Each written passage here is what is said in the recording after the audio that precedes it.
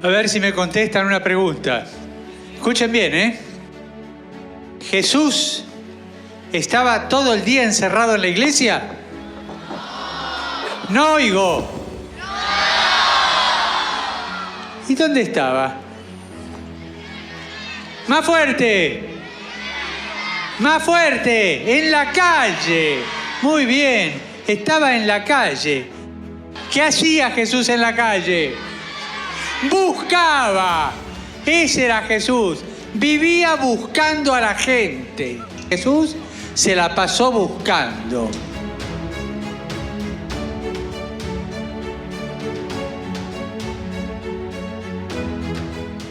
When Jorge Bergoglio came to Ireland in January 1980 to study English with the Jesuits at Milltown Park in Dublin, little did he think that 38 years later he would return to Ireland as Pope. But what do we know about Jorge Bergoglio, and what were the virtues that marked him as the man who would become Pope Francis? In this documentary, we reflect on how Jorge Bergoglio has stayed faithful to his dream of a church ready to go out onto the streets. Born in Buenos Aires, Jorge Bergoglio was the eldest in a family of 5 children. Papá trabajaba, mamá estaba en casa, haciéndose cargo de sus 5 hijos, y todo dentro de un marco de austeridad. When Jorge turned 13, he began to work as a cleaner in a sock factory. Later, he worked in the administration department. Then, while studying chemistry, he got a job at a food testing laboratory. Both at home and at work, he developed a character devoted to serving others. His life changed at the age of 17 when he unexpectedly heard God's call to become a priest. Estaba haciendo colegio industrial, yo estudiaba química. Y un 21 de septiembre, por eso me acuerdo siempre, salía para ir a pasear con mis compañeros y pasé por la iglesia de Flores. Yo iba a la iglesia de Flores. Y ahí entré, sentí que tenía que entrar, esas cosas que vos sentías adentro que no sabés cómo son. Y veo que venía un cura caminando, que no lo conocía, no era de la iglesia. Y ahí yo no sé qué me pasó. Sentí como que alguien me agarró de adentro y me llevó al confesionario. Evidentemente que yo le conté mis cosas, me confesé, y ahí sentí que tenía que ser cura, pero no dudé, no dudé. His father backed his decision, but his mother, Regina, was against it. Ella sí se había enojado mucho cuando Jorge le dijo que quería ser sacerdote. Pero era el primer hijo que abría las alas, que volaba. Entonces le hubiese costado lo mismo si le decía que se casaba o que se iba a vivir a otro país. El despegue del hijo. Pero le costó, después feliz, súper feliz. Pero dar el sí de que el nene se fuera de casa, le costó muchísimo. More than 3 years were to pass before Jorge entered a diocesan seminary. There he got to know Jesuit spirituality. Drawn by its reputation as a disciplined and missionary force, he decided to join the order. Él quería ser misionero, irse al África, al Asia. Las autoridades nunca se lo permitieron por su problema de salud, porque él entró en los jesuitas cuando se repuso de su operación de pulmón, que casi le cuesta la vida. Entonces lo cuidaron mucho y evidentemente lo que se vive en las misiones exige una salud de hierro porque es muy, muy, muy sacrificado. In 1969, Bergoglio was ordained a priest. The following years were a difficult time for Argentina. In May 1976, a military coup imposed a period of dictatorship that sparked a civil war. Those who helped the poor, including priests, were treated as suspects and opponents of the official regime. They could be arrested and tortured. At the time, Bergoglio was provincial of the order in Argentina, a job that was anything but easy. Se fijaba bien en qué estaba cada jesuita y si estaba muy comprometido en alguna cosa que pudiese ser peligrosa, trataba de hacer lo posible por salvarle un poco la integridad física, ¿no? Y así tuvo que salvar a muchos jesuitas. Si él veía que era conveniente cambiar de lugar, los cambiaba de lugar. De hecho, a uno lo buscó el ejército y, bueno, Jorge lo tuvo que llamar, lo escondió y así lo salvó también, ¿no? During a military crackdown, he hid priests in the Jesuit headquarters, helping some to flee the country. He lent his personal documents to a priest who looked like him so that he could cross the border into Brazil. Nevertheless, Bergoglio was accused of not doing enough, specifically in the case of 2 Jesuit priests who were kidnapped in May 1976 and subsequently tortured. Father Bergoglio appealed to the military leaders for their release, even managing to talk twice to General Videla. The priests were finally released after 5 months' captivity, but questions were still asked. Had he done enough to confront the regime? In 1980, following a brief stay in Ireland, Bergoglio became rector of the Jesuit Mother College at San Miguel. Cuando estaba en el noviciado, formando los novicios, le decían Irma la Dulce, guantes de seda, manos de hierro. Tal cual como es él, mucha ternura, mucho amor, mucha comprensión, pero esto es así y esto es así y no cambia. He remained a firm and demanding man, especially with himself, living a disciplined life at work, at rest and in prayer. Meanwhile, he was appointed first bishop, then Archbishop of Buenos Aires, and finally in 2001, Cardinal.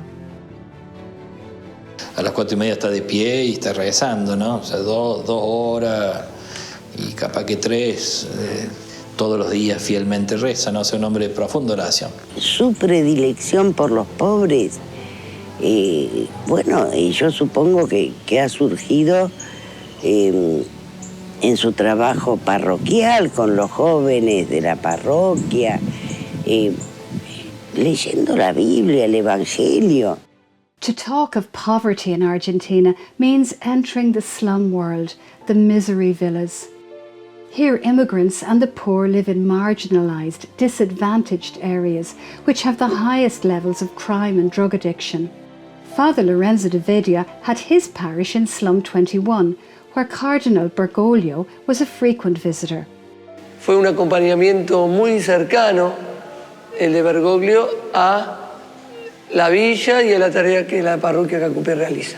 Y sí, una vez al mes o cada 2 meses siempre venía, caminaba acá por los pasillos, acompañaba a la gente, visitaba familias allegadas a la parroquia y siempre humildemente. Y muchas veces lo cruzábamos en los subtes, en los colectivos. Bergoglio was not afraid to address the problems that people brought to him, like the wound of trafficked women and children. Bergoglio inmediatamente se puso a disposición del trabajo de la Alameda, organizó una misa al mes siguiente. En esa homilía Bergoglio criticó duramente la actitud pasiva del Estado frente a la multiplicación de casos de trabajo esclavo, de trata de personas y de trabajo infantil, cuando había víctimas que estaban que recién habían sido rescatadas, que corrían riesgo de vida. Él las entrevistaba, trataba de ver de qué manera podían ayudarla. En algunos casos se han refugiado algunas víctimas a la espera de que hubiera un refugio oficial. Setting off for the surprise conclave in the spring of 2013, Cardinal Bergoglio could not have predicted that he was about to be given the chance to bring those qualities he had tried to live so assiduously in Argentina to the whole church. Most people didn't know him, and I think what really impressed them, I mean, they'd heard little things about him, but when he stood up and he gave that speech, which was all about the church being turned in on itself, that no longer evangelizing, and everything, all the problems came from there, that the church had turned inwards. I think it really struck a chord, and I think many people came out from the meetings which they had before the conclave and they said, yeah, this is our man. It felt like a crisis going into that conclave, and I think that's a lot of what Bergoglio's election was about. People said, no, we need a man who can really get to grips with this. We need a man who knows how to govern. We need a storm pilot in a turbulent sea. And I think a lot of that was why they looked to him, because he had that track record as a leader, as a governor, as a reformer, and he was untouchable in terms of corruption. Everybody knew he was a deeply spiritual, humble man. Annuncio vobis gaudium magnum, habemus papam.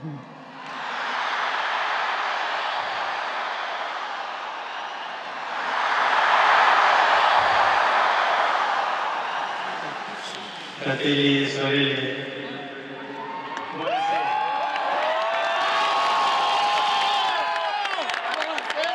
E quando i voti sono saliti ai 2/3 diviene l'applauso consueto perché è stato eletto il Papa e lui mi abbracciò, mi baciò e mi ha detto non ti dimentichi dei poveri. E quella parola è entrata qui, i poveri, i poveri.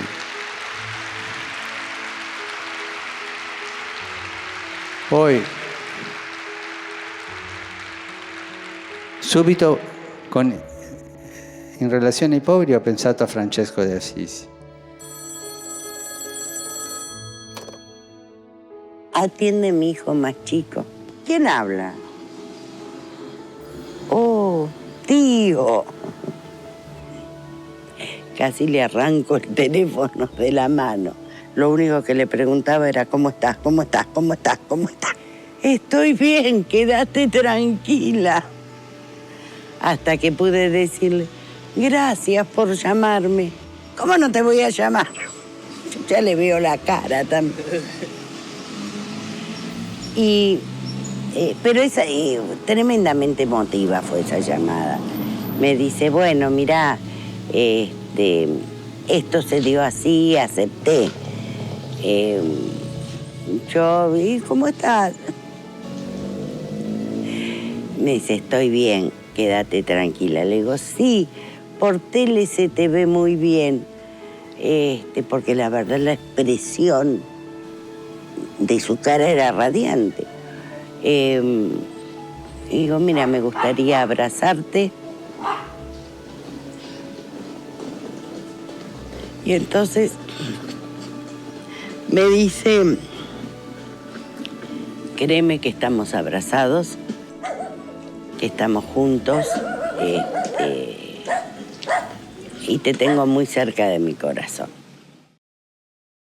There's a story that on the night of his election, which I tell in the book, which is that I think he was quite overwhelmed. He wasn't expecting it.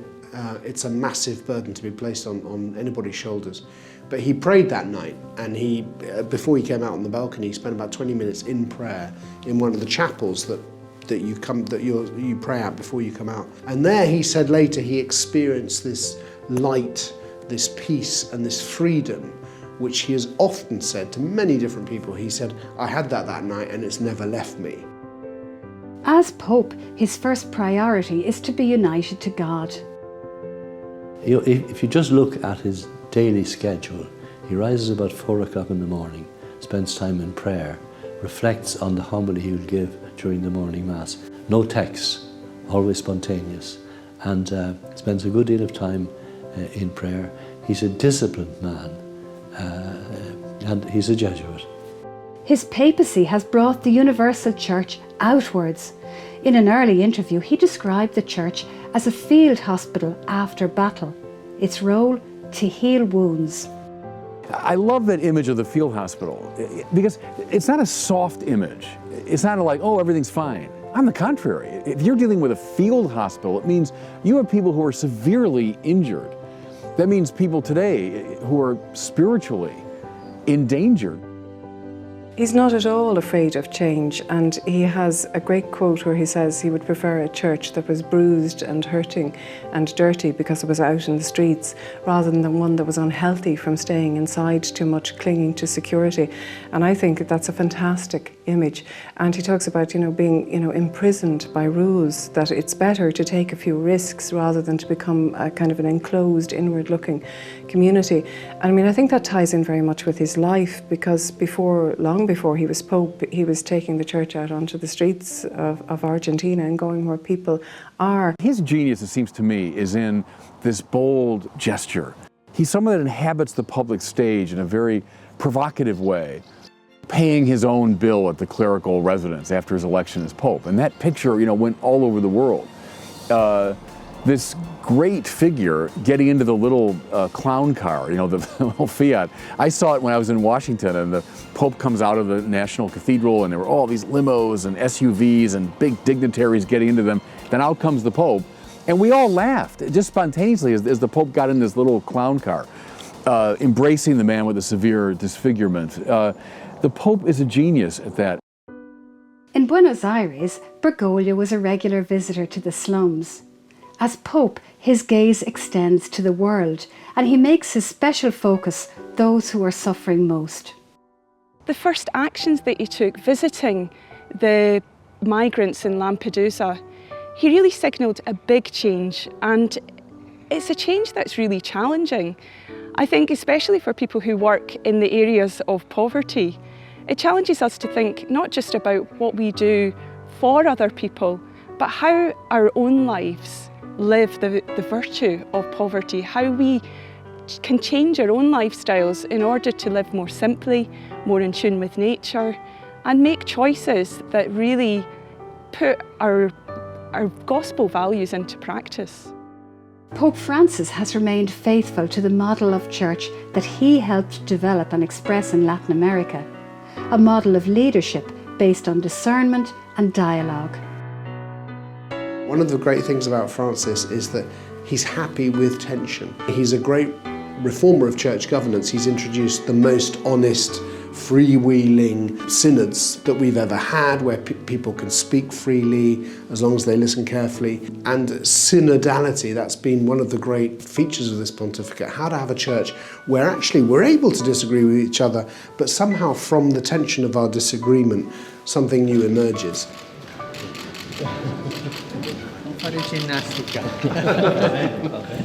When we went on the Limina visit with the Irish bishops, we were all expecting to be talked to, whereas in fact he gathered us around as a group and allowed us to talk. Tremendous meeting with him, and he said this is like a game of football. We throw the ball wherever it lands, no seniority, ask any question you like, and if you want to be critical, be critical. And it gave me a lovely model for returning to the diocese, to let all voices be heard. He has this idea of reform of the church, and the way he wants to do it is get groups together, consult, have open discussion, listen especially to the poor. And this is like a revolution. I mean, in many ways, what's so striking about Francis is that he totally is the same man that he was. And people will say maybe that's the most astonishing thing about him as Pope, is actually that he is the same man. Pope Francis continues to dream of an outbound church. As Pope, it is clear that he still wants to follow the Lord out onto the streets. But for him, what counts is doing this together, so as to unleash a revolution of tenderness in the whole world. Non è debolezza la tenerezza, è fortezza. È la strada della solidarietà, la strada dell'umiltà. Abbiamo bisogno gli uni dagli altri e perciò, per favore, ricordatevi anche di me con tenerezza, perché svolga il compito che mi è stato affidato per il bene degli altri, di tutti voi, di tutti noi. Grazie.